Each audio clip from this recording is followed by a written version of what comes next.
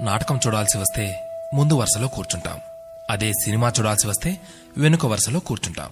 ముందు వెనుక అన్నవి సాపేక్షం. సబ్బును తయారు చేయాలంటే ఆయిల్ కావాలి.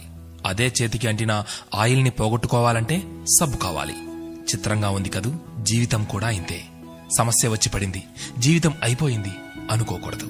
దానిని ఓ మలుపుగా భావించాలి. ఈ ప్రపంచంలో ఇద్దరు ఆనందిస్తారు. ఒకరు పిచ్చివాళ్లు, మరొకరు చిన్నపిల్లలు. గమ్యాన్ని చేరుకోవాలంటే పిచ్చితనం కావాలి.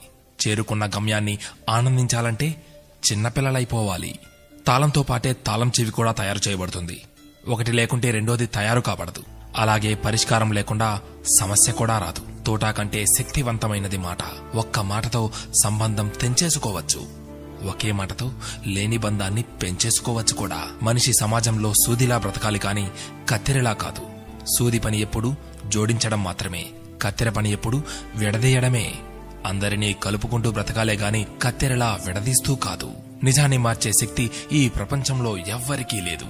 కాని ప్రపంచాన్ని మార్చే శక్తి ఒక్క నిజానికి ఉంది. నీవు సంతోషంగా ఉన్నావంటే నీకు సమస్యల్లేవని కాదు, వాటిని ఎదుర్కోగల శక్తి, ధైర్యం నీకున్నాయని అర్థం. స్నేహితుడిని నీ దుఃఖ సమయంలోనూ, యోధుడిని యుద్ధంలోనూ, భార్యను పేదరికంలోనూ, గొప్ప వ్యక్తిని అతని వినయంలోనూ పరీక్షించాలి. చేసిన తప్పుకు క్షమాపణ అడిగినవాడు ధైర్యవంతుడు. ఎదుటి వారి తప్పును క్షమించగలిగిన వాడు బలవంతుడు.